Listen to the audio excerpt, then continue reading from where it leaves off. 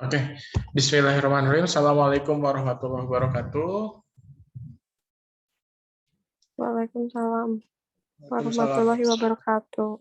Ya, terima kasih atas atensinya dan kehadirannya hari ini, malam ini, gitu ya, di perkuliahan Entrepreneurship 1.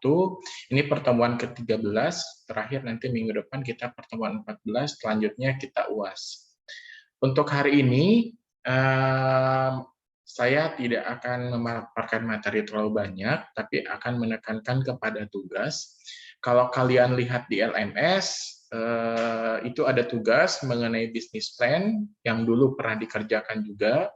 Jadi tugasnya adalah kalian buat bisnis plan, gitu ya. Kalau dulu saya minta kan sampai marketing plan. Nah, tapi ada beberapa yang sudah mengerjakan sampai selesai sampai financial plan. Nah, sekarang tugasnya kalian selesaikan itu dan kalian update gitu ya sebaik mungkin bisnis plan tersebut. Ini tugasnya tugas kelompok. Nah, jadi kalian update, kalian perbaiki dan kalian sempurnakan bisnis plan-nya dari mulai executive summary sampai ke financial plan dan juga sampai ke appendix untuk lampiran-lampirannya. Nah, bisnis plan ini dikumpulkan paling lambat minggu depan, lihat due date-nya dari LMS. Ya.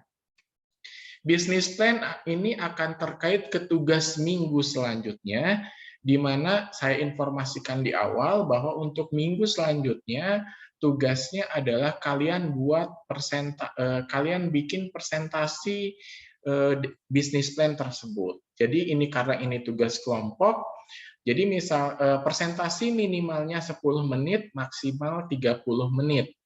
Misalkan kelompok kalian ada 5 orang nih, masing-masing orang tuh presentasi 5 menit. Misalkan masing-masing orang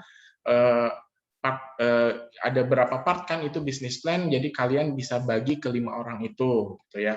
Jadi misalkan masing-masing orang 5 menit, jadi ada 5 orang 25 menit, gitu ya.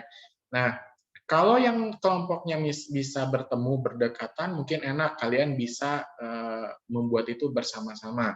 Tapi kalau yang berjauhan, kalian bisa membuat itu masing-masing presentasi sesuai bagiannya, terus kalian gabungkan videonya, gitu ya. Ketentuannya tadi tidak boleh lebih dari 30 menit. Nah, video ini dikumpulkan nanti di 2 minggu lagi pada pertemuan terakhir, gitu ya. Pada pertemuan terakhir tugasnya adalah membuat video. Dan video ini sebagai gladi resik atau pra untuk ujian, karena nanti salah satu komponen ujian UAS-nya adalah kalian bikin video hal yang serupa. Artinya kalau yang kemarin videonya kurang bagus, kalian update lagi di UAS untuk menjadi lebih baik. Pak, saya tidak kebagian kelompok, maka resikonya satu orang atau 2 orang tersebut presentasi bisnis plan dengan konsekuensinya tadi, maksimal 30 menit, minimal 10 menit. Misalkan ada yang 2 orang yang tidak hanya 2 orang kelompoknya, berarti dia masing-masing 15 menit atau 10 menit masing-masing orang tersebut. Bisa dipahami ya tugasnya ya? Hanya untuk yang mulai minggu depan itu cukup kalian update bisnis plan-nya, perbaiki sebagus mungkin, dan kalian kirimkan di LMS. Gitu. Ada pertanyaan? Oke, kalau tidak ada, saya akan share materi terlebih dahulu.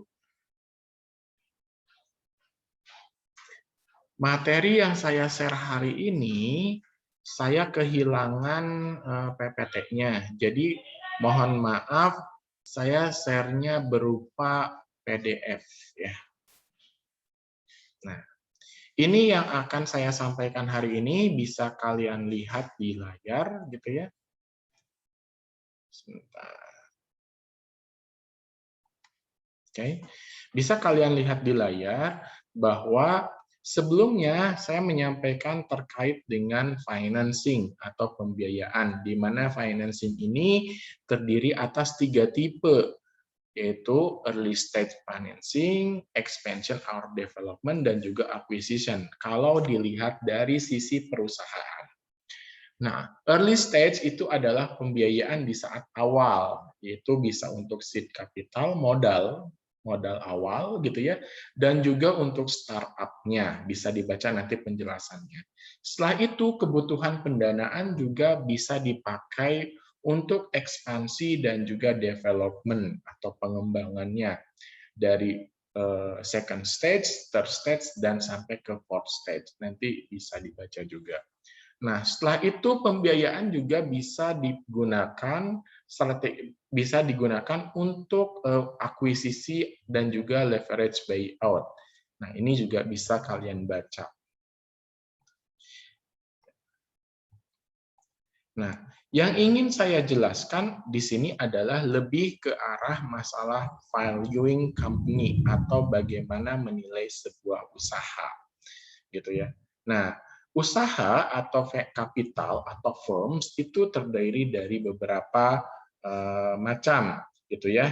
Yang pertama ada 5 nih, ada private venture, gitu ya, yang artinya memang partnernya limited, gitu ya. Terus ada small business investment, di mana bisnisnya masih kecil, tapi itu bisa investasi di sana.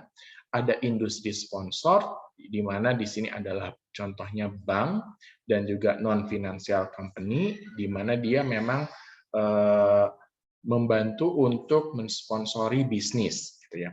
Terus ada perusahaan swasta, state, dan juga perusahaan pemerintah sponsor. Nah, disponsori oleh pemerintah maksudnya, dan juga ada universitas gitu ya, universitas ataupun kampus. Nah, itu hanya sebatas pengetahuan. Nah, valuing company ini adalah bagaimana sebuah sebuah perusahaan itu menjadi bernilai. Ada beberapa faktor yang menjadi penilaian dalam sebuah usaha atau kategori usaha ini memang ada nilainya nih gitu ya, harus dipertahankan. Yang pertama adalah nature dan histori bisnisnya, dilihat dari itu. Misalkan histori bisnisnya itu terlihat, itu yang mempengaruhi penilaian perusahaan. Yang kedua, economic outlook dari sisi industri dan juga secara general, ekonominya seperti apa, keadaan ekonomi perusahaan tersebut. Yang ketiga, datanya, komparatif gitu ya, datanya, dan juga memang transparansi. Nah, itu. Yang keempat adalah value book-nya, gitu, net value-nya seperti apa. Dan selanjutnya adalah kemampuan untuk memperoleh profit atau future earning-nya seperti apa. Terus kemampuan dia dalam membayar dividen. Nah, itu juga menjadi sorotan bahwa perusahaan itu bernilai atau tidak. Goodwill-nya, intangible-nya, sales of stock-nya juga menjadi nilai, dan juga market value-nya. Jadi nilai dia di pasarnya juga itu menjadi faktor dalam mempengaruhi nilai sebuah perusahaan. Nah, nilai sebuah perusahaan ini bisa diukur dan bisa dilihat. Biasanya kalau seorang investor dia akan melihat angka-angka nih dari perusahaan tersebut. Salah satunya adalah angka itu mengenai rasio, gitu ya. Nah, ini untuk menilai sebuah usaha. Jadi nanti dalam bisnis plan kalian di bab financial plan, usahakan masukkan mengenai rasio-rasio ini. Berapa current rasionya, berapa asset test rasionya, gitu. Nah, di sini ada yang namanya rasio likuiditas atau liquidity ratio. Namanya saja sudah likuiditas, rasio likuiditas. Artinya bagaimana seberapa liquid dana yang ada di dalam perusahaan tersebut. Artinya bahwa rasio likuiditas ini adalah untuk menilai seberapa besar kemampuan perusahaan tersebut dalam mengelola usahanya atau dalam mengoperasionalkan usahanya. Di dalamnya ada current ratio, ini cara perhitungannya bisa dilihat di layar, current asset dibagi current liabilities, dan juga asset test ratio. Itu bisa dilihat perhitungannya. Yang selanjutnya adalah activity ratio atau rasio aktivitas. Di dalamnya ada average collection ratio dan inventory turnover.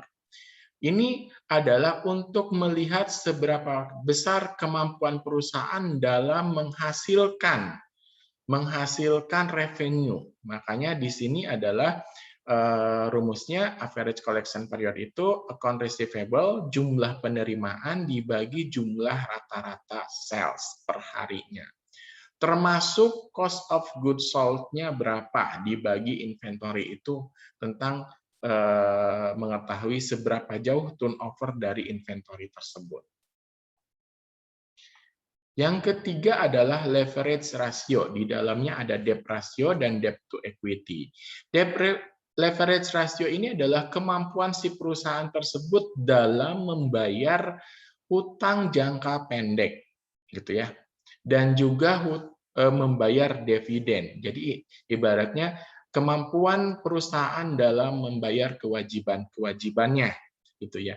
Di mana debt ratio ini total kewajiban dibagi total aset. Itulah kemampuannya.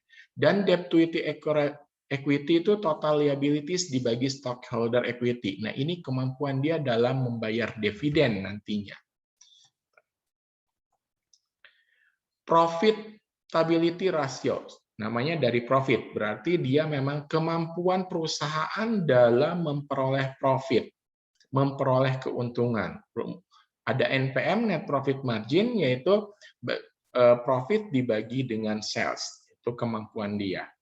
Dan return investment, jadi kemampuan perusahaan dalam mengembalikan investasi. Ini adalah net profit dibagi dengan total aset. Nah, ini yang dilihat sama investor. Jadi, di sini ada hitungan-hitungan ini kalian masukkan di dalam financial plan di business plan yang kalian buat. Minimalnya di situ ada neraca dan juga ada balance sheet dari keuangan, ya, di sisi keuangan. Ada pertanyaan? Ini ada mengenai general valuation method, ini nggak usah dimasukkan. Materi ini bisa kalian download di LMS ya. Selanjutnya, bila ada pertanyaan silahkan ajukan. Terkait going public. Going public ini adalah memang salah satu tahap ketika kita sudah besar perusahaannya dan kita ingin diakui oleh dunia internasional. Maka kita perusahaan biasanya akan melakukan going public. Ada keuntungan dan kerugian dari going public, gitu ya. Keuntungannya otomatis dari sisi prestis, bisa kalian lihat di kolom sebelah kiri. Advantage-nya, ability to obtain equity capital, gitu, ability untuk meminjam dan lain sebagainya. Itu keuntungannya. Ada juga beberapa kerugiannya, diantaranya expense yang pasti lebih besar, disclosure information-nya, dan juga kesulitan dalam controlling, itu loss of control. Nah, ini tidak perlu dimasukkan di dalam business plan. Oke, untuk materi yang lainnya bisa kalian baca dan nanti bisa ditanyakan ke saya mau Japri ataupun lewat WhatsApp group. Oke, itu saja terkait materi dan tugas. Apakah ada pertanyaan? Bila tidak ada, silahkan kalian buka videonya untuk kita screenshot ya. Sambil menunggu teman-teman membuka videonya, saya ingatkan kembali yang pertama adalah kalian tulis nama dan NPM di kolom chat gitu ya untuk direkap sebagai absen, nama lengkap dan NPM. Yang kedua adalah terkait tugas, bisa dilihat di LMS, kalian update itu tugas kelompok, kalian update, kalian perbaiki bisnis plan-nya dari mulai executive summary sampai ke financial plan. Jangan lupa masukkan hitungan-hitungan tadi. Termasuk minimalnya ada balance sheet dan juga ada neraca keuangan. Tugas bisnis plan dikumpulkan minggu depan sesuai dengan due date di LMS dan kalian persiapkan juga untuk presentasi bikin video presentasi terkait bisnis plan yang kalian buat bersama kelompoknya. Nanti durasi presentasi total itu minimal 10 menit, maksimal 30 menit, dikumpulkan 2 minggu kemudian. Nah, silahkan gabungkan, kalian bikin presentasi sebagus mungkin, kalian yang jelas yang dikumpulkan ke saya bukan perorangan nanti presentasinya, tapi langsung satu kelompok, seperti itu. Oke, ini sudah semua. Ada 3 orang lagi, 2 orang lagi yang belum dibuka videonya. Silahkan dibuka terlebih dahulu. Kita screenshot 1 kali ya. Oke. Siap ya? 1, 2, 3. Oke, terima kasih banyak. Kalau tidak ada pertanyaan, perkuliahan hari ini saya cukupkan sekian. Ada pertanyaan? Tidak ada? Oke, kalau tidak ada, kalian boleh meninggalkan chat room. Dan terima kasih, silahkan dikerjakan tugasnya. Selamat malam, Assalamualaikum warahmatullahi wabarakatuh. Boleh meninggalkan chat room. Waalaikumsalam warahmatullahi wabarakatuh.